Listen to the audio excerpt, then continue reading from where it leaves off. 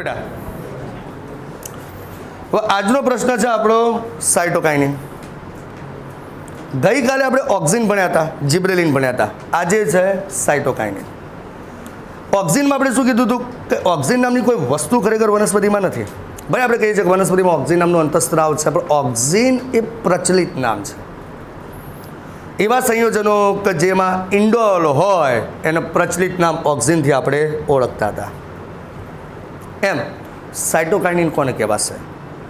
તો એવા સંયોજનો કે જેમાં કેમિકલ તરીકે એડેનિન હોય, એડેનિનનું રૂપાંતરિત સ્વરૂપ હોય. ફરીથી બોલું છું, એવા સંયોજનો કે જેમાં એડેનિનનું રૂપાંતરિત સ્વરૂપ હોય, જે ખરેખર જેની કેમિકલ ફોર્મેશન N6 ફ્યુરાઇલ એમિનોપ્યુરિન હોય. જો બે નામ આવ્યા, એડેનિનનું રૂપાંતરિત સ્વરૂપ અથવા તો N6 ફ્યુરાઇલ એમિનોપ્યુરિન. તો એવા સંયોજનો કે જેની અંદર એડેનિનનું રૂપાંતરિત સ્વરૂપ હોય અને એના કેમિકલ ફોર્મેશન તરીકે એનું નામ છે N6 ફ્યુરાઇલ એમિનોપ્યુરિન હોય. સમજાય છે? કે જે કોષ રસનું વિભાજન વધુ પ્રેરે, કોષ રસનું વિભાજન વધુ પ્રેરે, તો એને આપણે સાઇટોકાઇનિન તરીકે ઓળખીશું. બોલો, ક્લિયર થઈ ગયો? હવે ચલો એક શબ્દ અંદર આવ્યો કે એડેનિનનું રૂપાંતરિત સ્વરૂપ. એડેનિનનું રૂપાંતરિત સ્વરૂપ એટલે તમે બધા એડેનિનને ઓળખો છો, એડેનિનને ઓળખો છો. બોલો, નાઇટ્રોજન બેઝ ભણ્યા હતા કે નહીં? પ્યુરિન અને પિરિમિડિન પ્રકારના. એમાં પ્યુરિનમાં કયા આવતા હતા? એડેનિન, ગ્વાનિન અને સાઇટોસિન, AG અને C. એટલે ખબર છે? અને એ જ રીતે પેલામાં કયા આવતા હતા? સોરી, એડેનિન અને ગ્વાનિન પ્યુરિનમાં આવતા હતા અને પિરિમિડિનમાં કયા આવતા હતા? સાઇટોસિન, થાઇમિન અને યુરેસિન. તો બસ આ જે નાઇટ્રોજન બેઝ છે એમાંનો એડેનિન, એનું રૂપાંતરિત સ્વરૂપ એટલે આ. બોલો, કોન્સેપ્ટ ક્લિયર? તો ચલો મને જવાબ આપજો. ચલો, સાઇટોકાઇનિન આજનો આપણો પ્લાન્ટ ગ્રોથ રેગ્યુલેટર છે, વનસ્પતિનો વૃદ્ધિ અંતઃસ્ત્રાવ છે. ખરેખર વનસ્પતિમાં સાઇટોકાઇનિન નામનું કોઈ દ્રવ્ય છે ના. એ ઓક્સિનની જેમ શું નામ છે? કેવું નામ છે? પ્રચલિત નામ છે. બરાબર. ચલો, કયા રસાયણ સાઇટોકાઇનિન તરીકે ઓળખાય? તો જે રસાયણ એડેનિનનું રૂપાંતરિત સ્વરૂપ હોય અને એનું કેમિકલ ફોર્મેશન કયું હોય? N6 ફ્યુરાઇલ એમિનોપ્યુરિન હોય. એટલે ખ્યાલ આવે છે? તેને આપણે સાઇટોકાઇનિન તરીકે ઓળખીએ છીએ. અને એનું કામ શું છે? મેન કામ શું છે? કોષ રસનું વિભાજન કરે છે. ખ્યાલ આવે છે કે નહીં? એટલે જ આનું નામ સાઇટોકાઇનિન આપેલું છે.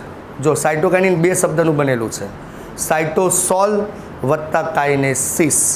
સાઇટોસોલ એટલે કોષ રસ, કાઇનેસિસ એટલે તોડવું. જે કોષ રસને તોડે, કોષ રસનું વિભાજન કરે, એટલા માટે એનું નામ આપી દીધું છે સાઇટોકાઇનિન. બોલો, ક્લિયર? હવે તમે જ વિચારો બેટા, થોડું કોન્સેપ્ટ બેઝ વિચારો કે આનું મેન ફોકસ છે કોષ રસનું વિભાજન કરવાનું. હવે તમને ખબર છે કોષ રસનું વિભાજન ક્યારે થાય? જ્યારે કોષમાં કોષ રસની માત્રા વધી જાય ત્યારે. અને કોષ રસની માત્રા વધે એટલે કોષનું કદ વધે, એટલે કોષનું વિસ્તરણ થાય. તો હું એક વાક્ય બોલું છું, સાચું ખોટું મને કહેજો. કે જ્યારે કોષની અંદર કોષ રસની માત્રા વધી જાય એટલે એના કારણે કોષનું વિસ્તરણ થાય, કોષનું કદ વધે, ત્યારે આ હોર્મોન શું કરશે? કોષ રસનું વિભાજન કરશે. બોલો, ક્લિયર?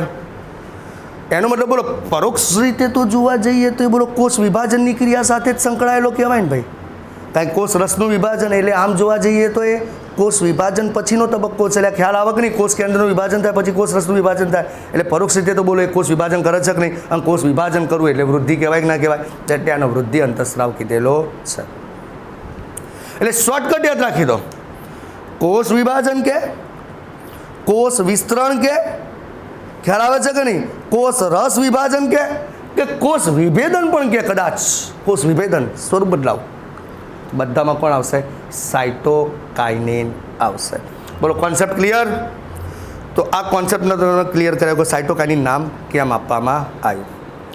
હા, હવે ધ્યાન રાખજો બેટા, એની શોધ જે છે ને એ પણ આમ જોવા જઈએ તો બહુ મસ્ત વાર્તા છે એની.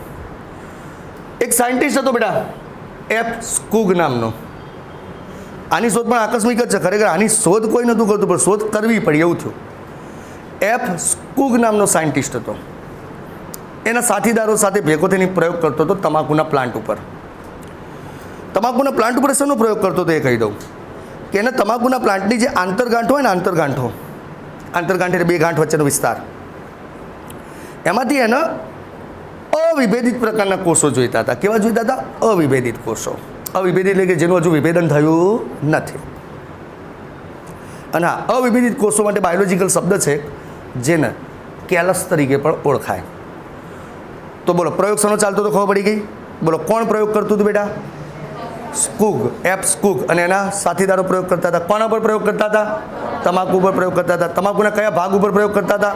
આંતરગાંઠ ઉપર પ્રયોગ કરતા હતા. આંતરગાંઠમાંથી એમને કયા કોષો કાઢવા હતા? અવિભેદિત કોષો. અવિભેદિત કોષ માટે કયો શબ્દ છે? કેલસના કોષો. કેલસના કોષો કાઢવા હતા. પણ સાલું કોક ન કોક લોચા થઈ જાય. એ અવિભેદિત કોષો એટલે કે કેલસના કોષો અલગ કરવા જાય એટલે કોષો મળે ખરા એના, અવિભેદિત ના મળે. બધા વિભેદિત જ મળે, બધા વિભેદિત. એક વાર ટ્રાય કર્યો, બીજી વાર ટ્રાય કર્યો, ત્રીજી વાર ટ્રાય કર્યો, ટ્રાય ઉપર ટ્રાય કરી ગયા, પણ એમને અવિભેદિત કોષો ના મળે. જેટલી ફેર પ્રયત્ન કરે આંતરગાંઠોના વિસ્તારમાંથી એમના વિભેદિત કોષો જ મળે. એમને જોઈતા હતા કયા કોષો? અવિભેદિત. એ બિચારો કંટાળ્યો, અને માણસ કંટાળે એટલે બી બાધા રાખે કે ના રાખે? એટલે એને જોગણીમાંની બાધા રાખી. બરાબર, હે જોગણીમાં, તમે મને અવિભેદિત કોષો હાલશો, બરાબર, તો હું તમને ફલાણું ફલાણું કરાવીશ.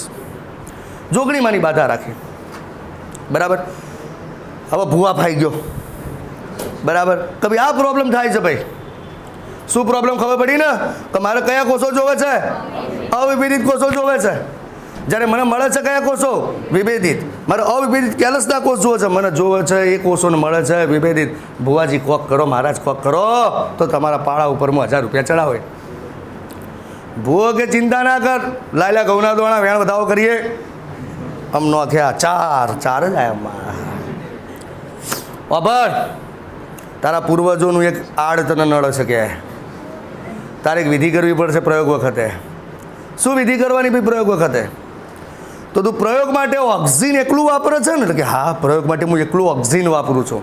બસ તો જ પ્રોબ્લેમ છે કે ઓક્સિજનની સાથે તો હું તને 4 દ્રવ્યો કહું, એ 4 દ્રવ્યોમાંથી ગમે તે એક દ્રવ્ય તું અંદર નાખ અને પછી પ્રયોગ કર. પછી જો મારી જોગણી તને કોમ કરાવે કે ના કરાવે કે. સમજ્યા કે નહીં?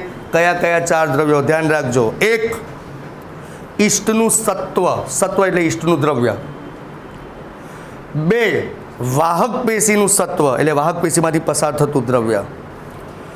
3, નારિયેળનું પાણી.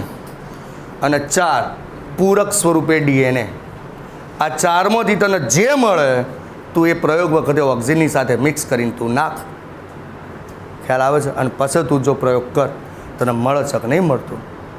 અને પછી તો આવ્યો ઘેર, લેબોરેટરીમાં ગયો અને પ્રયોગ ફરીથી ચાલુ કર્યો. અને પ્રયોગ વખતે ઓક્સિજન વાપરતો હતો, તે ઓક્સિજનની સાથે આ 4માંથી એક દ્રવ્ય એને મિક્સ કર્યું. ઈષ્ટનું સત્વ, વાહક પેશીનું સત્વ, નારિયેળનું પાણી અથવા પૂરક DNA, 4માંથી એક દ્રવ્ય એડ કર્યું. આમ પછી જોવે છે તો મારું સારું જોગણી માએ વાપરી લીધી. ખ્યાલ આવે છે કે નહીં? એને અવિભેદિત કોષોનો જથ્થો, કેલસનો જથ્થો મળી ગયો. તો એનો મતલબ અત્યાર સુધી જે વિભેદિત કોષો મળતા હતા એના બદલે કેવા કોષો મળ્યા? અવિભેદિત. એનો મતલબ કે આ કામ પાછળ આ જે 4માંથી મેં જે દ્રવ્ય વાપર્યું એમાં કંઈક એવું કેમિકલ ફોર્મેશન હોવું જોઈએ કે જેને મારું કામ સક્સેસ બનાવ્યું. આમ પછી એને શોધ કરી કે કેમિકલ ફોર્મેશન કયું, અને ત્યારે જાણવા મળ્યું કે આ કેમિકલ ફોર્મેશન આ પાછા એના એકલાથી ના થયું, એના સાથીદારોની પાછી મદદ લીધી. અને એમાં એનો એક સાથીદાર તો એનું નામ હતું મિલર. ખ્યાલ આવે છે કે નહીં? એટલે સ્કુગ અને મિલર 2 જણાએ ભેગા થઈને પછી એ 4 દ્રવ્યોમાં કે જે કેમિકલ ફોર્મેશન છે એનું નામ છે સાયટોકાઇનિન. એ રીતે સાયટોકાઇનિન નામ આપ્યું. ખરેખર સાયટોકાઇનિન નામની કોઈ વસ્તુ છે ના, પણ એના કામના આધારે એને નામ આપ્યું, પ્રચલિત નામ આપ્યું સાયટોકાઇનિન. એટલે આઈડિયા આવી ગયો કે ના આવી ગયો? 100%. હવે સાંભળજો બેટા. હવે આ સાયટોકાઇનિન મેં ફરીથી કહું છું બેટા, ઓક્સિજનની જેમ પ્રચલિત નામ છે. ઓક્સિજનની જેમ પ્રચલિત નામ છે. જેમ કે indole acetic acid, indole butyric acid, 2,4-D, NAA, આ બધાને આપણે શું કહેતા હતા? ઓક્સિજન કહેતા હતા. એમ અહીંયા આગળ સાયટોકાઇનિનની અંદર 2 પ્રકારના સાયટોકાઇનિન આવે. એટલે કે 2ની પ્રક્રિયા કોષરસ વિભાજનને પ્રેરવાની છે. એક છે જેને કહેવાય છે કાઇનેટિન, અને બીજું છે જેને કહેવાય જીએટિન. એકનું નામ છે કાઇનેટિન અને બીજાનું નામ છે જીએટિન. એટલે ખરેખર આ લોકોએ જે નામ આપ્યું ને, સ્કુગ અને મિલરે, એ ખરેખર કયું નામ આપ્યું ખબર છે? કાઇનેટીન નામ આપ્યું હતું. ખરેખર શું નામ આપ્યું હતું? કાઇનેટીન. પણ કોષ રસનું વિભાજન કરે છે એટલે આગળ સાઇટો શબ્દ ઉમેરી દીધો. એ નામ શું થઈ ગયું? સાઇટોકાઇનિન. એ સાઇટોકાઇનેટીન, એના ઉપરથી સાઇટોકાઇનિન. એટલે ખબર પડી કે નહીં? ક્લિયર? હવે જોજો, ખરેખર એમને જે કર્યું છે ને ખોટું થયું છે, એમનાથી ભૂલ થઈ ગઈ, એક નામ ખોટું આપી દીધું છે, પણ આ તો ચોપડીમાં લખ્યું છે એટલે મેં કીધું. બોલો, ફરીથી કહું છું બેટા, એમને જે આ ઈષ્ટના સત્વમાંથી, નારિયેળના પાણીમાંથી ને એમાંથી જે દ્રવ્ય શોધ્યું કે જે કોષોનો અવિભેદિત જથ્થો આપવા માટે જવાબદાર છે, બોલો એમનું નામ એને ખરેખર શું આપ્યું? કાઇનેટીન નામ આપ્યું. પણ ખરેખર એનું નામ કાઇનેટીન નહોતું આપવાનું, એનું નામ બીજું આપવાનું હતું. પણ એ કઈ રીતે એ હવે સમજાવું છું. સાંભળજો બેટા, બે પ્રકારના દ્રવ્યો એવા છે કે જે કોષ રસના વિભાજનને પ્રેરે છે, જે પાછળથી શોધાયું. આ લોકોના પ્રયોગ પછી શોધાયું. આ લોકોએ તો શું નામ આપી દીધું ભાઈ? કાઇનેટીન. કાઇનેટીન ઉપરથી સાઇટોકાઇનિન. પણ એના પછી શોધાયું. એના પછી બે પ્રકારના દ્રવ્યો શોધાયા. એક દ્રવ્ય શોધાયું 1955માં, જે ઓરિજિનલ કાઇનેટીન હતું, અને બીજું દ્રવ્ય શોધાયું 1968માં. તો 55ની અંદર એક દ્રવ્ય શોધાયું, અને એ દ્રવ્ય શેમાંથી શોધાયું ખબર છે? હેરિંગ પ્રજાતિની માછલીના શુક્રકોષમાંથી શોધાયું. હેરિંગ પ્રજાતિની માછલીના શુક્રકોષમાંથી. શુક્રકોષ કીધું એટલે નર હેરિંગ માછલી કહેવાય. એટલે ટ્વિસ્ટ કરીને પૂછે કે કાઇનેટીન દ્રવ્ય શેમાંથી શોધાયું, શેમાંથી અલગીકરણ કર્યું? શોધ અને અલગીકરણ બંને સેમ જ છે અહીંયા આગળ, બરાબર? તો કે હેરિંગ માછલીના શુક્રકોષમાંથી, કે નર હેરિંગ માછલીમાંથી. ખરેખર એ જે શોધાયું ને એનું નામ કાઇનેટીન છે. અને એ ઓરિજિનલ N6 ફ્યુરાઇલ એમિનોપ્યુરિન છે, એનું કેમિકલ ફોર્મેશન. એ પેલા એડિનિનનો વ્યુત્પન્ન છે. એટલે ખ્યાલ આવ્યો? પણ એના અમુક વર્ષો બાદ, એટલે લગભગ 13 વર્ષ બાદ, એના જેવું જ કામ કરતું, એટલે કે કોષ રસના વિભાજનને પ્રેરતું એક બીજું દ્રવ્ય શોધાયું, જેનું નામ છે જીએટીન. પેલું 55માં, પેલું 68માં. અને એ શેમાંથી શોધાયું ખબર છે? પેલા 4 ઘટકોમાંથી. કયા 4 ઘટકો? એક તો મકાઈના બીજ, એટલે મકાઈના બીજમાંથી શોધાયું. બીજું, મકાઈના બીજનો જે બીજ દેશેષ હોય ને, બીજ દેશેષ એટલે એનો ભ્રૂણપોષ. યાદ રાખજો, મકાઈના બીજનો બીજ દેશેષ એટલે એનો ભ્રૂણપોષ, એમાંથી શોધાયું. ત્યારબાદ નારિયેળના પાણીમાંથી પણ એને જ અલગ કર્યું. ત્યારબાદ ઈસ્ટના સત્વમાંથી પણ એને જ અલગ કર્યું, અને ઈસ્ટના ડીએનએમાંથી પણ એને જ અલગ કર્યું. તો બોલો, આ 4 શબ્દો તમે ભણ્યા, એ શબ્દો બોલો ક્યાં વાપર્યા હતા? આગળ ઇન્ટ્રોડક્શનમાં વાપર્યા હતા. બાધા લીધી હતી એ વખતે વાત આવી, બરાબર? તો એ વખતે બોલો સ્કૂગ અને મિલરે તો સ્કૂગે જે ઉપયોગ કર્યા હતા, આ 4 દ્રવ્યો જ ઉપયોગ કર્યા હતા કે નહીં? તો બોલો એનું નામ તો પાછળથી શું આપવામાં આવ્યું? જીએટીન. જ્યારે એમને જીએટીન માટે કયો શબ્દ વાપર્યો હતો? કયો વાપર્યો હતો? કાઇનેટીન. તો બોલો સ્કૂગ અને મિલરે જે નામ આપ્યું તો આમ જોવા જઈએ શું કહેવાય? ખોટું કહેવાય કે નહીં? એને શું કહેવાય? જીએટીન કહેવાય. એટલે આ ખબર પડે છે કે નહીં? એટલે ખરેખર જેના માટે અમે કાઇનેટીન શબ્દ વાપર્યો હતો એના માટે કયો શબ્દ વાપરવાનો હતો? જીએટીન વાપરવાનો હતો. અને એટલે જ મકાઈનું નામ આપેલું છે જીઆમેઝ, કે મકાઈના બીજ દેશેષમાં, એટલે કે ભ્રૂણપોષની અંદર, બીજ દેશેષનો સમાનાર્થી શબ્દ ભ્રૂણપોષ, એની અંદર જીએટીન છે, એટલે જ મકાઈનું નામ પડ્યું જીઆમેઝ. એટલે જોજો બેટા, આ કોન્સેપ્ટ અહીંયા ક્લિયર રાખવાનો છે તમારે. એટલે ઘણા લોકો શું કરે છે? સાઇટોકાઇનિન, કાઇનેટીન અને જીએટીન વચ્ચેનો ડિફરન્ટ જ ખબર નહીં હોતી. ખરેખર હવે ચલો ડિફરન્ટ જેને ખબર પડી છે, સમજ્યા છે, જવાબ આપશે મને. ચલો, સાઇટોકાઇનિન નામનું કોઈ દ્રવ્ય ખરેખર છે? ના. પણ એવું દ્રવ્ય ખ્યાલ આવે કે નહીં, કે જે શું કરતું હોય? કોષ રસનું વિભાજન પ્રેરતું હોય. એ બધા જ દ્રવ્યને કયા ગ્રુપમાં મૂકી દેવાના? સાઇટોકાઇનિનમાં મૂકી દેવાના. એવા કેટલા દ્રવ્ય પાછળથી મળ્યા? 2 દ્રવ્ય મળ્યા. એક દ્રવ્ય કયું મળ્યું? કાઇનેટીન. કાઇનેટીન ખરેખર કેમિકલ ફોર્મેશનમાં શું ધરાવે? એમિનો એસિડ ક્યાં? એડેનિનનો વ્યુત્પન્ન છે, જેની કેમિકલ ફોર્મેશન શું છે? N6 ફ્યુરાઇલ એમિનોપ્યુરિન. એટલે ખબર પડે છે કે નહીં? જે શેમાંથી મળે છે? હેરિંગ માછલીના શુક્રકોષમાંથી. એનું કામ ટૂંકમાં કોષ રસ વિભાજન કરવાનું જ છે. એટલે એનું નામ ખરેખર શું છે? કાઇનેટીન. પણ નામ શું આપી દીધું? સાઇટોકાઇનિન. એટલે ખબર પડે છે કે નહીં? અને એવું ને એવું જ કામ કરતું બીજું દ્રવ્ય કયું છે? જીએટીન. એ મકાઈમાંથી મળ્યું. ખ્યાલ આવે છે કે નહીં? નારિયેળના પાણીમાંથી મળ્યું, ઈસ્ટમાંથી મળ્યું. ક્લિયર? અને એનું નામ ખરેખર શું છે? જીએટીન. પણ એનું કામ પણ કોના જેવું છે? સાઇટોકાઇનિન જેવું છે. એટલે કે કોષ રસ વિભાજન જ કરે છે. એટલે એને પણ કયા ગ્રુપમાં મૂકી દીધું? સાઇટોકાઇનિનના ગ્રુપમાંથી. ખરેખર જોવા જઈએ તો બોલો બેટા, આનું નામ જીએટીન છે. જ્યારે આ જ વસ્તુઓ કોને વાપરી હતી? આ જ વસ્તુઓ કોને વાપરી હતી? સ્કૂગ અને મિલરે વાપરી હતી કે નહીં? જોવા જઈએ તો સ્કૂગે વાપરી હતી કે નહીં? આ જ વસ્તુ સ્કૂગે વાપરી હતી. તો ખરેખર સ્કૂગે જે નામ આપ્યું કાઇનેટીન, એ ખરેખર શું નામ આપવું જોઈતું હતું? G18. પણ એ લોકોએ નામ શું આપી દીધું? કાઇનેટિન. એટલે એ વખતે ભલે કાઇનેટિન આપ્યું, લોકોએ માની લીધું, પણ પાછળથી ખબર પડી કે એનું નામ કાઇનેટિન નહોતું આપવાનું. શું આપવાનું હતું? G18. એટલે કોન્સેપ્ટ ક્લિયર થયો? એ તો આપણે ચોપડીમાંથી વાંચશો એટલે ક્લિયર થઈ જશે. ઓકે, તો જો બેટા એકવાર આપણે જોઈ લઈએ. સાઇટોકાઇનિન 2 શબ્દનો બનેલો છે. જેને કદાચ આછું દેખાય તો જરા મારી આંગળીઓ ક્યાં પડે છે જોજો, એકાદ 2 અક્ષર વંચાશે તો એ ક્લિયર થઈ જશે. બરાબર, આજ સુધી આ પ્રોબ્લેમ થઈ ગયો છે, લાલ બોલપેનથી લખી દીધું ભાઈએ. બરાબર, તો સાઇટોકાઇનિન એટલે 2 શબ્દનો બનેલો છે. સાઇટોસોલ વત્તા કાઇનેસિસ. સાઇટોસોલ એટલે કોષરસ, કાઇનેસિસ એટલે વિભાજન. એટલે કે જે દ્રવ્ય કોષરસનું વિભાજન પ્રેરતો હોય એને સાઇટોકાઇનિન કહેવાય. હવે કોષરસનું વિભાજન એટલે મૂળ તો જોવા જઈએ તો કોષ વિભાજન જ થયો, એનો જ ઘટક થયો. એનો ક્યાં અંતઃસ્રાવ કોષ વિભાજન પણ કરે છે. અને કોષ રસનું વિભાજન ત્યારે કરે જ્યારે કોષ કદમાં મોટો થાય, એટલે કે કોષ વિસ્તરણ પણ કરે છે. આમ એ કોષનું કોષીય દ્રવ્ય પણ વધારે છે, કોષ વિભાજન પણ કરે છે, કોષ વિસ્તરણ પણ કરે છે અને કોષ રસ વિભાજન પણ કરે છે. એનું નિરીક્ષણ સૌથી પહેલાં કોને કર્યું? એપ્સ કુક અને એના સાથીદારોએ કર્યું. એ લોકો પ્રયોગ શું કરતા હતા? બોલો, કયો પ્લાન્ટ લીધો હતો? તમાકુનો પ્રકાંડ લીધું હતું. એની આંતરગાંઠોમાંથી શું અલગ કરતા હતા? કેલસ અલગ કરતા. પણ કેલસ ત્યારે જ મળે, કેલસ એટલે અવિરત જથ્થો ત્યારે જ મળે કે જ્યારે એમાં ઓક્સિજનની સાથે વાહક પેશીનું સત્વ અથવા ઈષ્ટનું સત્વ અથવા નારિયેળનું પાણી કે ડીએનએનો પૂરક નાખવો પડે. ક્લિયર? આ નાખે ત્યારે એમને મળે. તો એની ઓળખ સૌથી પહેલાં કોને કરી? કુક અને મિલર. અને નામ શું આપ્યું? કાઇનેટિન નામ આપ્યું. બોલો, ભૂલ છે કે નહીં? કે પાછળથી ખબર પડી કે આવા 2 રીતના દ્રવ્યો મળે છે, ગેરિંગ માછલીના શુક્રકોષમાંથી મળે છે, એ ખરેખર કાઇનેટિન છે. તમે જે વાપર્યું એ કાઇનેટિન નથી, એ તો શું છે ખરેખર? G18 છે. બરાબર, તો કાઇનેટિન શું છે? એરિંગ માછલીના શુક્રકોષમાંથી મળે છે. N6 પરફ્યુરાઇડ એમિનો પ્યુરિન છે. એના એડેનિનનું રૂપાંતરિત સ્વરૂપ છે, વ્યુત્પન્ન છે. જ્યારે G18 એ પ્રાકૃતિક રસાયણ છે. યાદ રાખજો, એમ કે કયો સાઇટોકાઇનિન નેચરલી છે. જે પેલા ઓક્સિજનમાં નહોતું કયું ઓક્સિજન નેચરલી છે? IAA અને IBA નેચરલી છે. એમ અહીંયા પૂછે કયો સાઇટોકાઇનિન નેચરલી છે? તો G18 એ નેચરલી છે, પ્રાકૃતિક રીતે વનસ્પતિમાંથી મળે છે. કમ્પ્લેટ નારિયેળનું પાણી, મકાઈનો બીજ દેશેષ અને એમાંથી કુદરતી રીતે પ્રાપ્ત થાય છે. ઈષ્ટનું સત્વ એમાંથી કુદરતી રીતે પ્રાપ્ત થાય છે. બરો, કન્સેપ્ટ ક્લિયર? ઓકે, બસ ઇન્ટ્રોડક્શન પૂરી થઈ ગઈ. હવે એની અસરો જોવી છે. ચલો અસરની વાત કરીએ તો સીધી વસ્તુ, અવરોધક છે, પ્રેરક છે? પ્રેરક. તો અસર કેવી કરવાની? વૃદ્ધિના પ્રેરક અસર જ કરવાની. હવે સાંભળજો બેટા, હવે અહીંયા ધ્યાન રાખજો, ઓક્સિજન પણ વૃદ્ધિ પ્રેરક હતો, જિબ્રેલિન પણ વૃદ્ધિ પ્રેરક છે, સાઇટોકાઇનિન પણ વૃદ્ધિ પ્રેરક છે. પણ બેટા અહીંયા સાઇટોકાઇનિનની વૃદ્ધિ પ્રેરકની જે ક્રિયાવિધિ છે ને પેલા 2 કરતાં થોડી અલગ છે. આ કેવી વસ્તુ છે? ભગતસિંહ અને સુભાષચંદ્ર બોઝ બંને બંદૂક રાખતા હતા અને હમણાં બંદૂકથી બીવડાવતા હતા. હેતુ એક જ હતો, આઝાદી અપાવી. ગાંધીજી બંદૂક નહોતા રાખતા, એ લાકડી રાખતા હતા. લાકડી વાપરતા એ નહીં, ખ્યાલ આવે છે કે નહીં?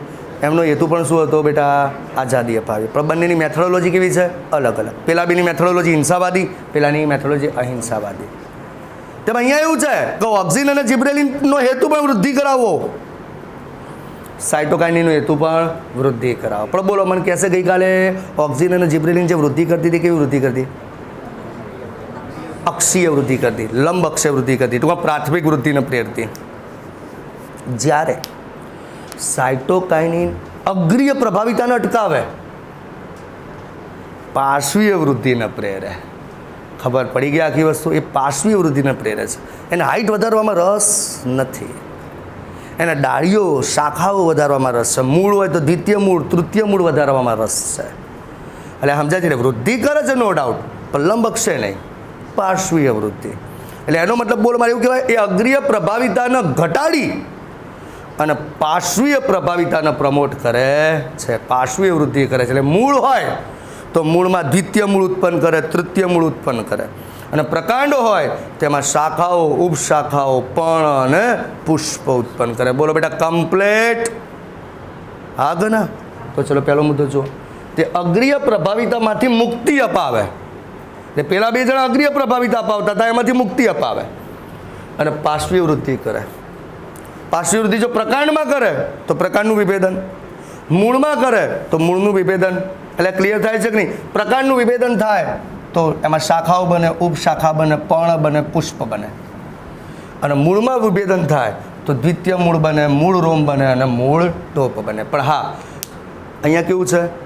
2 જણાનું કામ વિરોધી છે ને, ઓક્સિજનનું અને સાઇટોકાઇનિનનું કામ વિરોધી છે. ઓક્સિજન કે મારે હાઇટ વધારી છે, પેલું કે મારે પાર્શ્વીય વૃદ્ધિ કરવી છે.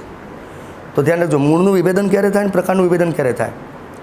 તો સાંભળો, જ્યારે સાયટોકાઇનની માત્રા ઓક્સિન કરતાં વધારે હોય, સાયટોકાઇનની માત્રા ઓક્સિન કરતાં વધારે હોય ત્યારે પ્રકાંડનું વિભેદન થાય.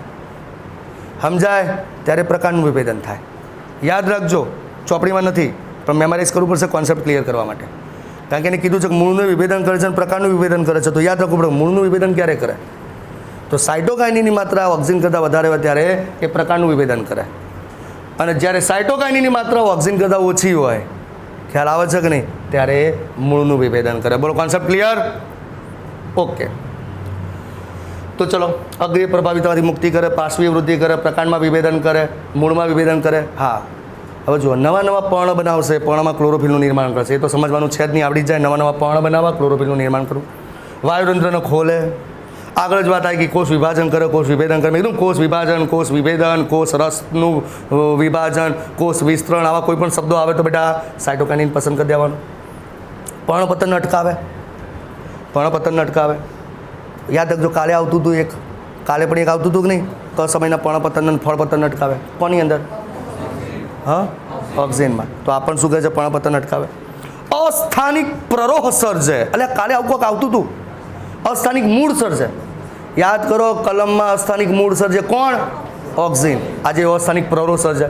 અસ્થાનિક મૂળ એટલે ભ્રૂણમૂળ સિવાયના ભાગમાંથી ઉત્પન્ન થાય. અસ્થાનિક પ્રરોહ એટલે આદિસ્કંદ સિવાયના ભાગમાંથી ઉત્પન્ન થાય. એટલે ખબર પડી કે નહીં? કારણ કે પ્રરોહ આમ તો આદિસ્કંદમાંથી ઉત્પન્ન થવું જોઈએ, પણ એના સિવાયના ભાગમાંથી ઉત્પન્ન થાય. બેટા સ્પીડમાં ચલાવજો પણ ખબર પડે છે કે નહીં? ઓકે, ચલો. પોષક દ્રવ્યોનું વિતરણ કરે, હરખા ભાગે વેચાય. જે ભાગને જેટલો જોઈતો એટલો જ જવા દે, વધારે નહીં, ઓછો નહીં. સમજ્યા કે નહીં? તો આટલા કામ એ કરે છે. હવે જે નીચેના છે ને એ એક્સ્ટ્રા પોઈન્ટ છે, આ પણ એક્સ્ટ્રા હતા. હા, મૂળમાં વિભેદન, પ્રકાંડમાં વિભેદન એ આવતું હતું, પણ એનું જે લેવલ લખ્યું આપણે બેટા કે ગ્રેટર દેન લેસ દેન, એ નથી ચોપડીમાં. આ ટોટલ એક્સ્ટ્રા છે, પણ યાદ રાખવા પડશે બેટા. જો બેટા, એની માત્રા ક્યાં વધારે હોય? સાયટોકાઇનિન તમારે અલગ કરવું હોય તો વનસ્પતિમાંથી બોલો, સાયટોકાઇનિન મારે અલગ કરવો છે વનસ્પતિમાંથી. ખરેખર સાયટોકાઇનિન તરીકે બોલો, મને કયો મળે? કાઇનેટીન મળે કે જીએટીન મળે? વનસ્પતિમાંથી અલગ કરો તો જીએટીન મળે. પેલો તો એરિંગમાસના શુક્રકોષમાંથી મળે. એટલે ખબર પડી. તો બોલો, મારે જીએટીન એટલે કે સાયટોકાઇનિન મારે અલગ કરવો છે બેટા, તો એ કયા કયા ભાગમાં વધારે હશે? તો મૂળ ટોપમાં વધારે હશે, પ્રરોહમાં વધારે હશે, કલિકામાં વધારે હશે, તરુણ ફળમાં વધારે હશે. ત્યાં સાયટોકાઇનિન જોવા મળે. પણ કયા પ્રકારનું સાયટોકાઇનિન જોવા મળે? જીએટીન પ્રકારનું. હા, સાયટોકાઇનિન ક્યાં ઉદ્ભવ થાય? ધ્યાન રાખજો, સાયટોકાઇનિન મૂળમાં ઉદ્ભવે મૂળમાં, અને જાય ક્યાં? પ્રકાંડ તરફ, પ્રરોહ તરફ. એટલે મૂળમાં ઉદ્ભવીને પ્રરોહ તરફ જાય. જ્યારે ઓક્સિજનમાં ઊંધું હોય, ઓક્સિજન પ્રરોહમાં ઉદ્ભવે અને ક્યાં જાય? મૂળમાં જાય. આ બંનેની દિશા યાદ રાખજો ખાસ. ઓકે, કાલના ફોટા મેં મોકલાવી દીધેલા છે, લખી દેજો. થોડી ઝાંખી છે પણ ભણેલા હોય ને એટલે યાદ રહે. આ પેલા ડૉક્ટર જેવું છે, ખ્યાલ આવે કે નહીં? દાખલા કે હું આમ અહીંયા લખું છું, વાંચજો. શું લખ્યું? વંચાઈ ગયું ને વિભેદન. ભણાવ્યું છે એટલે ખબર પડે કે આ વિભેદન લખ્યું છે. આ ડૉક્ટર જેવું હોય બેટા. મેડિકલ સ્ટોરવાળાને ખબર હોય કે આ દવાનું નામ છે, પહેલાં 4 અક્ષર વંચાય એટલે પાછલું ખબર પડી જાય. એટલે કાલે જે ફોટા મોકલ્યા છે એની અંદર થોડા અક્ષર ઝાંખાયેલા છે, પણ ભણાયેલું છે એટલે તમને ખબર પડી જશે. ઓકે બેટા, સાંભળો હવે. હવે આનું શોર્ટકટ. હા, કાલના જેવા શોર્ટકટ આના મજાના નથી. કાલ તો કમુ અગ્રવાલની વાત આવી હતી, એટલે દારૂ બનાવવાની વાત આવી હતી, પણ મૂળ આપણને ખાલી યાદ રહેવું જોઈએ, ભેગું ના થવું જોઈએ. તો આનું શોર્ટકટ શું છે બેટા? ધ્યાન રાખજો. અગ્રીય મૂળ અને પ્રકાંડ અસ્થાનિક નવા વાયુરંધ્ર ખોલી કોષ વિભાજન કરી પર્ણપતન અટકાવી તત્વનું વિતરણ કરે છે. મજાનું વાક્ય નથી, પણ આપણો કોઈ મજા લેવા નહીં આવ્યા, અહીંયા આગળ શીખવા આવ્યા છીએ. તો ફરીથી વાક્ય બોલું છું બેટા. અગ્રીય મૂળ અને પ્રકાંડ અસ્થાનિક નવા વાયુરંધ્ર ખોલી કોષ વિભાજન કરી પર્ણપતન અટકાવી તત્વનું વિતરણ કરે છે. બધા લક્ષણો આવી જશે. જોજો બેટા, સૌથી પહેલું શબ્દ છે અગ્રીય. સૌથી પહેલો શબ્દ કયો છે? અગ્રીય.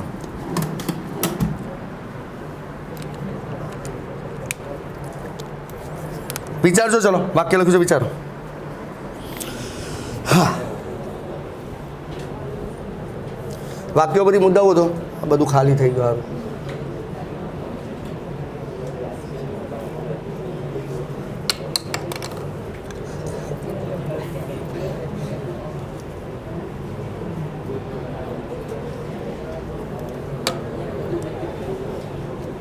મંદી આવી ગઈ.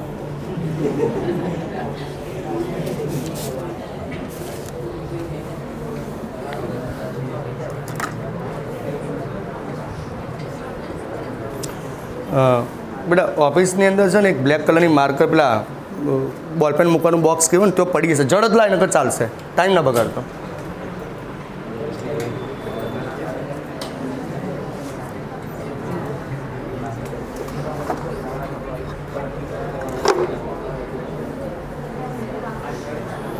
વિચારો એમને ટાઈમ નહીં બગાડવાનો. આવી ગયું બધું? દેખાડા આવ્યા.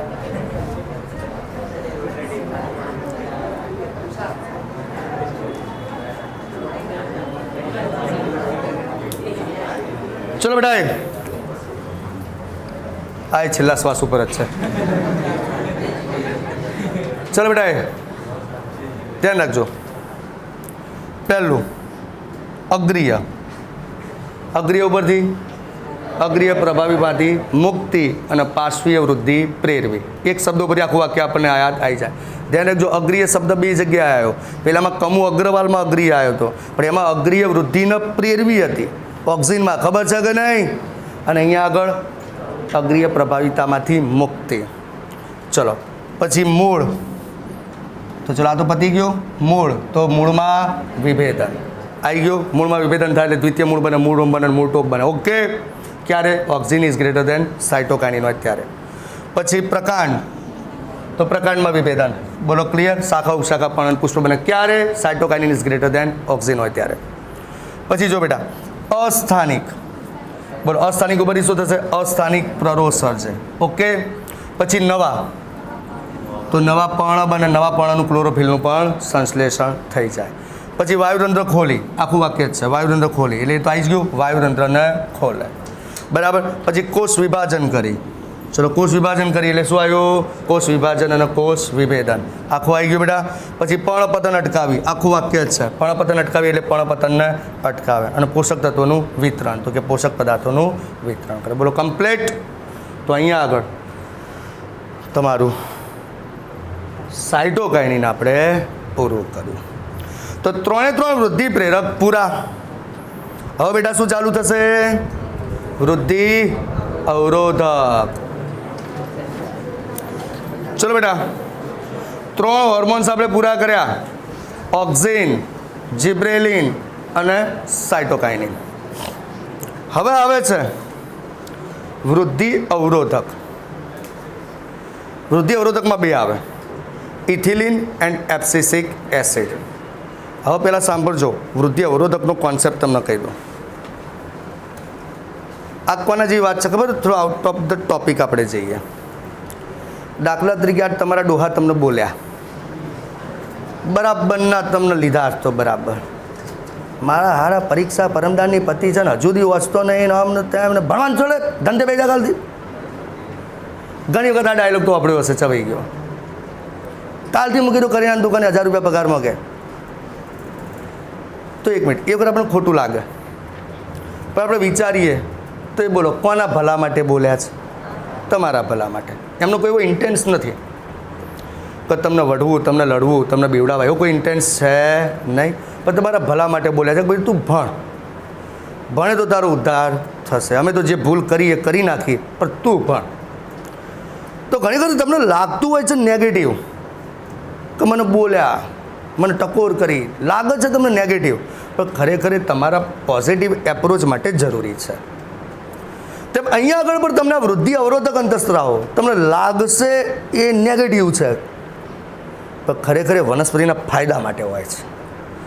એનો શોખ નથી વનસ્પતિની વૃદ્ધિને અવરોધવાનો, શોખ નથી, પણ વનસ્પતિને બચાવવા માટે વૃદ્ધિને અવરોધે છે. સમજાય છે આખી વસ્તુ? એક સિમ્પલ વસ્તુ ધ્યાન રાખજો. આજથી 12 મહિના પહેલાં જે કોરોના આવ્યો અને પહેલું લોકડાઉન આવ્યું, એ વખત બહુ સ્ટ્રીક હતું. બરાબર. તમે બહાર જતા હતા વાલી તરફ ટકોરતા હતા, એ ઘરમાં બેસ, બહાર ના જઈશ, આમ છે તેમ છે. એમને શોખ નથી તમને ઘરમાં પૂરી રાખવાનો, પણ તમને ખબર છે, એમને ખબર છે કે બહાર પ્રતિકૂળ પરિસ્થિતિ ચાલી રહી છે. એક બાજુ કોરોના છે, એક બાજુ પોલીસવાળા છે. ક્યાં તો કોરોના તમારો મોરલો બોલાવશે, ક્યાં તો પોલીસવાળા તમારો મોરલો બોલાવશે. સમજાય છે કે નહીં? એમને શોખ નથી. એટલે તમને લાગે મને ઘરમાં પૂરી રાખ્યો સાહેબ, નેગેટિવિટી આવી ગઈ. નેગેટિવિટી નથી, એ એમને શોખ નથી, પણ તમારા ફાયદા માટે તમને ઘરમાં પૂરી રાખ્યા છે. હવે સમજ્યા? તો અહીંયા આ અંતઃસ્રાવો પણ એવા છે બેટા કે જે વૃદ્ધિને અવરોધે છે. નો ડાઉટ વૃદ્ધિને અવરોધે છે, પણ વનસ્પતિના ભલા માટે વૃદ્ધિને અવરોધે છે. કે ભાઈ તું અત્યારે વૃદ્ધિ ના કરે, તને ભલે હાલ હું ઝેર જેવો લાગતો હોઉં કે મારા હારાએ મારી વૃદ્ધિ અટકાવી દીધી, પણ તારા ફાયદા માટે અટકાવું છું તારી વૃદ્ધિ. બાકી જો તું અત્યારે વૃદ્ધિ કરીશ તો તારી વૃદ્ધિ અધ વચ્ચે અટકી જશે કુદરતી રીતે, અને ઉપરથી તારો નાશ થઈ જશે. તારા ફાયદા માટે હું વૃદ્ધિ અટકાવું છું. એટલે સમજ્યા કે નહીં? ક્લિયર? તો એટલા માટે એને કીધું છે ભલે આપણે વૃદ્ધિ અવરોધક, પણ એ વૃદ્ધિ અવરોધક એ વનસ્પતિના ફાયદા માટે છે. અને એમાં કેવું હોય બેટા ખબર છે કે અવરોધકની શ્રેણીમાં એને ક્યારે મૂકવામાં આવે? ભલે ગમે તેટલા પોઝિટિવ કામ કરતી હોય, પણ વૃદ્ધિ અટકતી હોય ને એટલે એને અવરોધક જ કહેવાનું. ભલે સારા હેતુ માટે એને, ભલે સારા હેતુ માટે એને વૃદ્ધિને અટકાવી હોય, પણ સારા હેતુ માટે ભલે અટકાવી, પણ એને અવરોધક જ કહેવાનું. જેમ પોલીસવાળા હાલ તમને રોકે છે, 1000 રૂપિયા દંડ લે છે, ખ્યાલ આવે છે કે નહીં? ખરેખર સારા હેતુ માટે છે, તો આપણે એની નેગેટિવ જ બોલવાના. એના જેવું છે બેટા. ક્લિયર થયું? ઓકે. તો સાંભળજો બેટા, હવે છે અહીંયા આગળ એબ્સિસિક એસિડ વૃદ્ધિ અવરોધક છે. હવે એની પણ હિસ્ટ્રી મસ્ત મજાની આપેલી છે. 3 અલગ અલગ સાયન્ટિસ્ટો હતા જે પોતપોતાના દેશમાં અલગ અલગ સંશોધન કરતા હતા. એક જણાએ એક એવું રસાયણ શોધ્યું કે જે વનસ્પતિની વૃદ્ધિ અટકાવતું હતું. એને નામ આપી દીધું, એનું નામ અવરોધક બી. શું નામ આપી દીધું બેટા? અવરોધક બી. એક સાયન્ટિસ્ટે પોતાના દેશમાં કામ કર્યું, પોતાના દેશમાં કામ કરીને નામ આપી દીધું એ રસાયણનું શુદ્ધિકરણ કરીને અવરોધક બી. તમે અવરોધક બી નામનું રસાયણ શોધ્યું જે વનસ્પતિની વૃદ્ધિ અટકાવે છે. ખુશ થઈ ગયો, બરાબર. બીજો વ્યક્તિ હતો એના દેશમાં કામ કરતો હતો, એને પણ આવું એક બીજું રસાયણ શોધ્યું બેટા. એને ખબર નથી કે આવું રસાયણ પહેલાં કોકે શોધેલું છે. એને એમ કે મેં પણ યુનિક કાર્ય કર્યું છે, બરાબર. એને પણ એક આવું રસાયણ શોધ્યું અને એને નામ આપી દીધું બેટા, એનું નામ એપ્સિસન 2. અને ત્રીજો એક વૈજ્ઞાનિક હતો, એ પણ પોતાના દેશમાં કામ કરતો હતો અને એને પણ સંશોધન કરીને શુદ્ધિકરણ કર્યું એક અલગ દ્રવ્ય જે વૃદ્ધિ અવરોધ કરતું હતું, અને એનું નામ આપી દીધું એને ડોર્મિન. બોલો, પહેલી નજરે 3 સાયન્ટિસ્ટો એકબીજા સાથે કોઈ લેવા દેવા નથી. અલગ અલગ દેશમાં અલગ અલગ સાયન્ટિસ્ટોએ કામ કરેલું છે. હા, ત્રણેયમાં કોમન વસ્તુ એ છે કે ત્રણેય રસાયણો જે મળ્યા, ત્રણેય રસાયણ એનું કામ શું હતું? વૃદ્ધિને અવરોધવાનું. થયું કેવું કે જ્યારે ત્રણે ભેગા થયા, આ તો વાર્તા છે, કોઈ એવું લેવા દેવા નથી આ વાર્તાને, પણ આ તો તમે પ્રશ્ન સમજવા માટે કહું છું. કોઈ ભેગા થયા ના થયા મને ખબર નથી, પણ આ તો વાત છે. ભેગા થયા ત્યારે પેલો કહે મેં તો એપ્સિસન 2 શોધ્યું, પેલો કે મેં તો અવરોધક બી શોધ્યું, પેલો કે મેં તો ડોર્મિન શોધ્યું, બરાબર. ત્રણેય જણાને બધું પોતપોતાના કેમિકલો અલગ અલગ છે, પણ જ્યારે ત્રણેયનું કેમિકલ કમ્પોઝિશન જોયું તો બોલો, ત્રણેયના કેમિકલ કમ્પોઝિશનમાં શું હતો? એક એસિડિક પદાર્થ જ હતો. ખ્યાલ આવે છે કે નહીં? એટલે ખરેખર ત્રણેયનું કેમિકલ કમ્પોઝિશન તો એક જ છે. એટલે ખરેખર 3 અલગ અલગ રસાયણ શોધાય છે કે એક જ રસાયણ શોધાયું છે? એક જ રસાયણ શોધાયું છે, પણ નામ ત્રણેયના અલગ અલગ આપ્યા. પછી ત્રણેય માટે એક જનરલ નામ વિચારી દીધું, એબ્સિસિક એસિડ. એટલે સમજ્યા કે નહીં? ચલો એક બીજું ઉદાહરણ આપું તમને, એના પરથી ખબર પડે. જો કે આ ઉદાહરણ થોડું આમ પેલું એવું છે, વિચિત્ર ઉદાહરણ છે, પણ તમને સમજાવવા માટે આપું, બરાબર. કોઈક એક વ્યક્તિ છે, એના પર ફોન આવ્યો, એ તાર બનાવીને એક્સિડન્ટ થયો છે ને એક્સિડન્ટનો એક્સપાયર થઈ ગયા છે, તું આવી જા. એ પેલો બિચારો દોડતો ત્યાં ગયો. બીજા ગામની અંદર બીજા એક બેન ઉપર ફોન આવ્યો, એ તાર ઘરવાળાને એક્સિડન્ટ થયો છે ને એક્સપાયર થઈ ગયા છે, તું હોસ્પિટલમાં આવી જા. એ દોડતો હોસ્પિટલમાં ગયો. અને ત્રીજા વ્યક્તિ ઉપર ત્રીજા ગામમાં ફોન આવ્યો કે તારા મોટા ભાઈને એક્સિડન્ટ થયો છે, તું આવી જા, એક્સપાયર થઈ ગયા છે. આવી ગયા. ત્રણે જાય છે તો વ્યક્તિ તો એક જ છે. એકનો મોટો ભાઈ છે, એકના જીજાજી છે, અને એકના હસબન્ડ છે. એટલે સમજ્યા કે ના સમજ્યા? આ એના જેવી વાત થઈ. આવા આઈડિયા આવ્યો તો ટૂંકમાં 3 રસાયણ અલગ અલગ નથી, એક જ છે. ઓકે, હવે સાંભળજો બેટા. અને એનું નામકરણ પાછળથી કરવામાં આવ્યું એબ્સિસિક એસિડ. અને આ એબ્સિસિક એસિડ ખરેખર જોવા જઈએ તો આપણે ભણેલા છે ને કેરોટીનોઇડ, એ કેરોટીનોઇડમાંથી ઉત્પન્ન થાય છે. અને એની પ્રકૃતિ અવરોધક પ્રકારની છે. એટલે ઘણા લોકો એને ઇન્હિબિન પણ કહેતા હોય છે. ઇન્હિબિન કરવું એટલે અવરોધવું. એટલે એબ્સિસિક એસિડ કે, અવરોધક બી કે, એપ્સિસન 2 કે, ડોર્મિન કે, ઇન્હિબિન કે, બધા કોમન નામ જ છે. બધા માટે એક જ શબ્દ છે, કયો? એબ્સિસિક એસિડ. બોલો કમ્પ્લીટ? તો ચલો આ હિસ્ટ્રી જોઈ લો બોર્ડ ઉપર. 1960ના મધ્યમાં 3 અલગ અલગ સંશોધકો, જો લખ્યું છે ને 3 અલગ અલગ સંશોધકોએ 3 અવરોધકોનું શુદ્ધિકરણ અને અલગીકરણ કર્યું, લાક્ષણિકતા શોધી. એટલે ત્રણેયને શું છે કે અમે શોધેલી વસ્તુ યુનિક છે, સમજાય છે કે નહીં? પણ પાછળથી ખબર પડી ગઈ કે શોધેલું અવરોધન બી, બીજાએ શોધેલું એબ્સેશન 2, ત્રીજાએ શોધેલું ડોર્મિન, જે ખરેખર ત્રણેય પદાર્થ રાસાયણિક રીતે તો એક જ સરખા છે. અને એમનું નામકરણ પાછળથી આપ્યું એબ્સિસિક એસિડ, ટૂંકમાં ABA, જેને ઘણા લોકો ઇન્હિબિન પણ કહેતા હોય છે, જે કેરોટીનોઇડમાંથી મળેલું છે. આ કેવી વાત છે, સાંભળવા જેવી વસ્તુ છે. એમાં પ્રાઇમરીની અંદર વિજ્ઞાન મેળો થાય, તમારા માધ્યમિક ઉચ્ચતરમાં પણ વિજ્ઞાન મેળો થાય. હવે અમુક શિક્ષકો હોય ને થોડા આળસુ હોય, તો વિજ્ઞાન મેળા પાછળ 10 થી 15 દિવસ બગાડવા પડે, ત્યારે મોડલ તૈયાર થાય. એ તમને ખબર છે એક જગ્યાએ તૈયાર મોડલ મળે છે, બરાબર? દેવમની અંદર તિરુપતિમાં 1500, 2000, 2500 ખર્ચીને તૈયાર મોડલ લઈ આવે. હા, દેવમવાળું એક તો ધ્યાન રાખે જ છે કે એકના એક તાલુકાની અંદર એક જેવું મોડલ અપાય નહીં. નકર શું થાય, વિજ્ઞાન મેળામાં બધા એક જ જેવા ભેગા થાય. એટલે એક જ તાલુકાની અંદર દાખલા એક જણાને ઓટોમેટિક ચીમનીનું મોડલ આપ્યું, એક જણાને ખેતી વિષયક મોડલ આપ્યું, બધાને અલગ અલગ લાવ્યા. એટલે તાલુકા વાઇઝ જ્યારે વિજ્ઞાન મેળો થશે બધા મોડલ કેવા થવાના? અલગ અલગ. હવે માની લો કે સરસ્વતી તાલુકામાં ઇલેક્ટ્રિક ચીમનીનો નંબર આવ્યો, પેલો ચીમનીવાળો ખુશ થઈ જાય, હા આપણું મોડલ તો સોલિડ છે, યુનિક છે, કે ઇલેક્ટ્રિક ચીમની ઓટોમેટિક વસ્તુને ગાળી અને શુદ્ધ કરીને ઉપર મોકલી દે, જોરદાર છે, કે એને વગર જિલ્લામાં આપણો નંબર આવશે જ. પણ ખબર નહીં પાટણ તાલુકાની અંદરથી એ જ મોડલ આવ્યું છે, સિદ્ધપુર તાલુકામાંથી એ જ મોડલ આવ્યું છે. લાગર જિલ્લા વાઇઝ જ્યારે કોમ્પિટિશન થાય ત્યારે એક જ વસ્તુના 4 મોડલ હોય, કાર્ડ સીટ એક જ કલરની વાપરેલી હોય, તો બોલો ખબર પડી જાય કે ના પડી જાય કે આ વસ્તુ એક જ છે.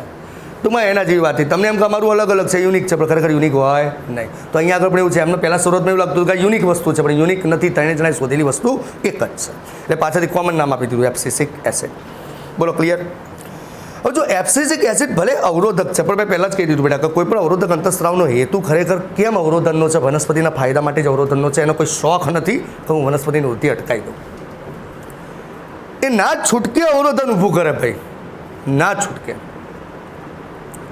દાખલા તરીકે આપણે વાત કરીએ તો વનસ્પતિ પર ચલો કોઈ તણાવ આવ્યું, વનસ્પતિ પર તણાવ આવ્યું, સ્ટ્રેસ આવ્યો, કોઈ પર જાતો સ્ટ્રેસ આવ્યો. જો વનસ્પતિ પર ઘણો બધો સ્ટ્રેસ આવી શકે, જેમ કે જમીનમાં ક્ષારનું પ્રમાણ જરૂર કરતાં વધઘટ થઈ જાય તો એ વનસ્પતિ પર સ્ટ્રેસ આવી જાય, જમીનમાં પાણીનું પ્રમાણ વધઘટ થઈ જાય તો એ વનસ્પતિ પર સ્ટ્રેસ તણાવ આવી જાય, પર્યાવરણની અંદર પ્રદૂષકોની માત્રા વધી જાય તો એ વનસ્પતિ પર સ્ટ્રેસ આવી જાય, પર્યાવરણમાં ટેમ્પરેચર વધઘટ થઈ જાય તો એ વનસ્પતિ પર સ્ટ્રેસ આવી જાય. અને બોલો આવી સ્ટ્રેસની પરિસ્થિતિમાં, તણાવની પરિસ્થિતિમાં વૃદ્ધિ કરવી યોગ્ય ગણાય કે અયોગ્ય ગણાય? અયોગ્ય ગણાય. તો સ્ટ્રેસની પરિસ્થિતિમાં જો વૃદ્ધિ કરશો તમે તો અધ વચ્ચે તમારે મૃત્યુનું મોઢું જોવું પડશે. એટલે એબ્સિસિક એસિડ પછી વનસ્પતિને સમજાવે છે કે ભાઈ તું હાલ જીદ ના પકડે, થોડા સમય માટે તારી વૃદ્ધિ તું અટકાવી દે. ખ્યાલ આવે છે કે નહીં? કારણ કે બહાર ટેમ્પરેચર વધઘટ છે, જમીનમાં પાણી વધઘટ છે, જમીનમાં ક્ષારનું પ્રમાણ વધઘટ છે. ભાઈ હાલ તું જીદ ના પકડે, હાલ તું થોડા સમય માટે ગમ ખાઈ જાય, થોડા સમય માટે તારી વૃદ્ધિ તું અટકાવી દે. નકર તું જોખમ લઈને વૃદ્ધિ કરીશ તો શરૂઆતમાં તો થશે, પણ પછી તને આ વિપરીત પરિસ્થિતિઓ મારી નાખશે. અને વનસ્પતિ જો માની ગઈ તો ઠીક છે, ના માને તો ભાઈ ધમકાઈને એના ઘરમાં પૂરી રાખશે કે નહીં? તો જો ના માને તો એબ્સિસિક એસિડ પોતાનો સ્ત્રાવ કરશે અને એની વૃદ્ધિને સ્ટોપ કરી દેશે. એનો બીજ હશે તેને સુસુપ્ત અવસ્થામાં લઈ દેશે, એની કલિકા હશે તો સુસુપ્ત અવસ્થામાં લઈ જશે, બટાકાની આંખ હશે એને સુસુપ્ત અવસ્થામાં લઈ જશે, કે જેથી એની વૃદ્ધિ થાય નહીં. હા, જ્યારે અનુકૂળતા આવશે એટલે ઓટોમેટિક એબ્સિસિક એસિડની માત્રા ઘટી જશે અને એની સરખામણીમાં જિબ્રેલિક એસિડની માત્રા વધી જશે અને વૃદ્ધિ ચાલુ થઈ જશે. એટલે ખબર પડી તો બોલો, એને વૃદ્ધિ અટકાઈ તો એ વનસ્પતિના ફાયદા માટે અટકાઈ, નુકસાન માટે? ફાયદા માટે. બોલો ક્લિયર થઈ ગયું? ટૂંકમાં બીજમાં કલિકામાં સુસુપ્તતા પ્રેરવા માટે જવાબદાર છે. તો જો બેટા, એટલે ઘણા લોકોને સ્ટ્રેસ હોર્મોન પણ કહેતા હોય છે, તણાવ સમયનો હોર્મોન. હા, આવો સ્ટ્રેસ હોર્મોન આપણી અંદર પણ પડે છે, એડ્રીનાલિન અને નોર એડ્રીનાલિન. તમે ઝડપીમાં ઝડપી કેટલું ઝડપી દોડી શકો? હેડો કે સાહેબ 15 સેકન્ડમાં 100 મીટર, ઓકે સાહેબ 13 સેકન્ડમાં 100 મીટર. પાછળ કૂતરું પડ્યું હોય એ વખત લાગે તો હુસેન બોલ્ટનો પણ તમે રેકોર્ડ તોડી દો. વસ્તુ આ જ. હા ગના એ સમયે શું થયું, કેમ તમે ઝડપી દોડી શક્યા? એ વખતે પગમાં દુખાતું તો બંધ થઈ જાય ઓટોમેટિક, ખબર જ ના પડે પગમાં દુખાય છે મને. ખ્યાલ આવે કે નહીં? એ વખતે તમારા શરીરમાં એડ્રીનાલિન નોર એડ્રીનાલિનનો સ્ત્રાવ થયો, જેને તમારી એનર્જી 3 ગણી કરી દીધી. સંકટ સમયના અંતઃસ્રાવ કહેવાય એને. ક્લિયર થાય છે કે નહીં? ચલો છોકરીઓની જ વાત કરીએ. એક્ટિવા કે તો પ્લેઝર કે તો કંઈક વસ્તુ વ્હીકલ લઈને આવતી હોય અને એમને વાતો કરતાં કરતાં જો સ્ટેન્ડ નમી જાય છે અને એક્ટિવા નીચું પડી જાય છે તો ઊભું કરી શકતા નથી આપણે. એકાદ બે જણાનો સહારો લેવો પડે છે. સમજાય છે કે નહીં? પણ તમે એ જ એક્ટિવા લઈ, એ જ વ્હીકલ લઈ અને તમે કોઈ એકલવાયા રસ્તા ઉપર જઈ રહ્યા છો, આગળ પાછળ કોઈ નથી, તમે એ વખતે સ્લીપ ખાઈ જાઓ છો અને બાઇક ક્યાં તો એક્ટિવા તમારું જે નીચું પડી ગયું છે, ખબર છે કોઈ સહારો છે નહીં, તમારો પગ નીચે દબાઈ ગયો છે, તો બોલે એવા સમયે ઓટોમેટિક એનર્જી આવી જાય છે કે નહીં આવી જતી? જે એક્ટિવાને તમે જાતે ઊભું નહોતું કરી શકતા એને તમે એ વખતે પગ દબાયેલો છે તો એ બેઠે બેઠે ઊભું કરતો છો. ઘણી વખત આવું થાય છે બેટા, ઘણી વખતે વિચારવા જેવી વસ્તુ છે. જે વસ્તુને નોર્મલી તમે નથી ઉચકી શકતા. ચલો એક સિમ્પલ વસ્તુ કહું કે ભાઈ સોફો વજનદાર આવે, એને તમે આમ ઘણી વખત દિવાળીનું કામ કાઢે ને મમ્મી આપણે સાફ કરવા માટે સોફા આગા પાછા કરાવડાવવા આપણી ભાઈ બરાબર, એ વખતે આમ ગમે તેટલું બળ કહે છે આપણે સોફા આગો પાછો થતો નથી. પણ માની લો કે કોકનો પગ ક્યાં તો કોકનો હાથ એવી રીતે રાત નાનું છોકરું રમતા રમતા બોલો સોફા નીચે આવી જાય, એની વખત તમે એકલા જ હોય તો એ બોલો એ વખતે ઓટોમેટિક શરીરમાં બળ આવી જાય છે કે નહીં આવી જતું? અને તમે એકલા હાથે સોફાને આગો પાછો કરી દો છો. સીધી વસ્તુ છે. એના માટે તો પેલું પિક્ચર જોયું હશે, પેલું મંજુલિકાવાળું બરાબર, અક્ષય કુમારવાળું, એકલા હાથે પેલો પલંગ ઢબ ભરી રખર કરી દે છે. સીધી વસ્તુ છે. એડ્રીનાલિનનો પાવર છે બેટા. સંકટ સમયે તમારા શરીરમાં એડ્રીનાલિનનો અને નોન એડ્રીનાલિનનો સ્ત્રાવ થાય છે, તમારી ઉર્જામાં 2 થી 3 ગણો વધારો કરી નાખે. સમજાય? ક્લિયર? જ્યારે તમે ગુસ્સામાં આવો છો, કોઈની સાથે ઝઘડો થાય છે ને એ વખતે એડ્રીનાલિનનો સ્ત્રાવ થાય છે અને એ વખતે હાથમાં જે આવ્યું એ વજનદાર છે તાવડે ખ્યાલ આવે કે નાનું મોટું આપણે જોતા નથી. જે વસ્તુ નોર્મલી તમે નહોતા ઉચકી શકતા એ વસ્તુને વખત તમે સરળતાથી ઉચકી શકો છો. બરાબર? તો એવો જ હોર્મોન જેમ આપણા શરીરમાં એડ્રીનાલિન નોર એડ્રીનાલિન છે, જે સ્ટ્રેસ હોર્મોન છે, આપણા શરીરનો સ્ટ્રેસ હોર્મોન છે, આપણા શરીરનું સંકટ સમયનો હોર્મોન છે, એમ અહીંયા આગળ આ વનસ્પતિનો સ્ટ્રેસ હોર્મોન છે, સંકટ સમયનો હોર્મોન છે. વનસ્પતિના જીવન ઉપર જ્યારે જોખમ આવે, વિપરીત પરિસ્થિતિ આવે ત્યારે આ હોર્મોન એને બચાવે છે. ઓકે ચલો, કેવી વૃદ્ધિને અવરોધી અને બચાવે છે? જો આપણે નેગેટિવમાં પણ પોઝિટિવ વિચારીએ કે કેવી વૃદ્ધિને અવરોધી અને બચાવે છે, તો એક તો સુસુપ્ત અવસ્થાનું નિયમન કરે, એટલે વિપરીત પરિસ્થિતિઓ એટલે સુસુપ્તતામાં લઈ જાય અને એને બચાવે. વૃદ્ધિ વિકાસને અટકાવી દે અને બચાવે. ચયાપચયને ધીમું પાડી દે અને બચાવે. બીજનું અંકુરણ અવરોધે અને બચાવે. વાયુરંધ્રને બંધ કરી દે અને બચાવે. અને જિબ્રેલિક એસિડની સામે પ્રતિરોધક થઈ જાય. જિબ્રેલિક એસિડ કેકમાં વૃદ્ધિ કરે જાય ચપ હાલ નહીં, એ વખતે પાવર કોણ વધી જાય? એબ્સિસિક એસિડનો. હા, અનુકૂળતા જાય એટલે એબ્સિસિક એસિડ સામેથી કહે છે કે ભાઈ હવે તારો સ્ત્રાવ ચાલુ કર, હું ઓછો થઈ જાઉં છું. સમજ્યા કે નહીં? એટલે જિબ્રેલિક એસિડનો વિરોધી છે આયરો, યાદ રાખજો. બોલો કોન્સેપ્ટ ક્લિયર? તો અહીંયા આગળ 2 ચલાયા બેટા અને ડિટેલમાં ચલાયા છે. વાક્યરચના એકદમ ઇઝી છે, હાલ વાંચી લો, ના ખબર પડે મને પૂછી લો.